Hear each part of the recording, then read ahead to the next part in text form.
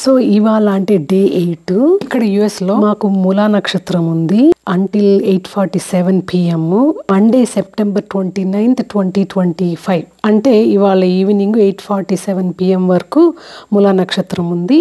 అలాగే అష్టమి తిథి ఉంది ఈరోజు. సో సరస్వతి పూజ అండ్ దుర్గాష్టమి ఒకే రోజు అన్నమాట.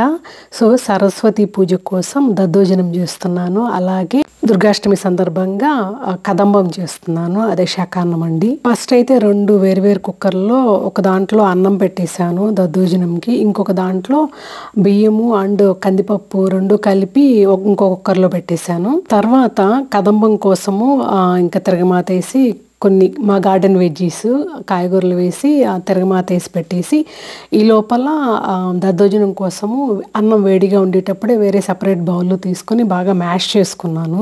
ఇంకా కదంబం కోసం చేసిన కాయగూరలు బాగా ఉడికిపోయాయి. ఇంకా చింతపండు పులుసు ఉప్పు వేసుకొని మిక్స్ చేసుకొని దాని తర్వాత ముక్కలు ఉడికిన తర్వాత ఆల్మోస్ట్ ఇంకా ఏదైతే పప్పు మిక్చర్ ఉందో అది కూడా మ్యాష్ చేసేసుకొని దాని తర్వాత యాడ్ చేసేసాను అన్నమాట. ఇంకా సిమ్లోనే అలాగే ఉడకపెడుతున్నాను కదంబము. కాసేపు ఉడికింది అనుకోండి, మనం తిరగమాత అన్నంకి బాగా పడుతుంది కదా అని ఇక్కడైతే దద్దోజనం తిరగమాత చేస్తాను. నెయ్యి వేడి చేశాక దాంట్లోకి ఆవాలు, జీలకర్ర, మిరియాలు కొన్ని, అలాగే పచ్చిమిర్చి, కరివేపాకు, ఇంగువ అంతా వేసుకొని తిరగమాత వేసి ఇంకా దాన్ని వేడి అన్నంకి కలిపేశాను.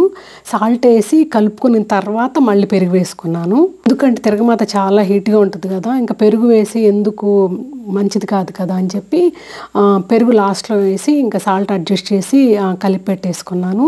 ఇంక ఈ లోపల పూలు కోసుకొచ్చేసి ఇంకా ఈ నైవేద్యాలు అయితే ఏవైతే ఉన్నాయో అవి ఇంకా బౌల్స్లోకి తీసుకుంటున్నాను. ముందే ఫ్రెష్ కొత్తిమీరతో కొంచెం గార్నిష్ లాగా చేశాను. అంటే మనకు కొంచెం కొత్తిమీర ఉంటే టేస్ట్ కూడా బాగుంటుంది కదా.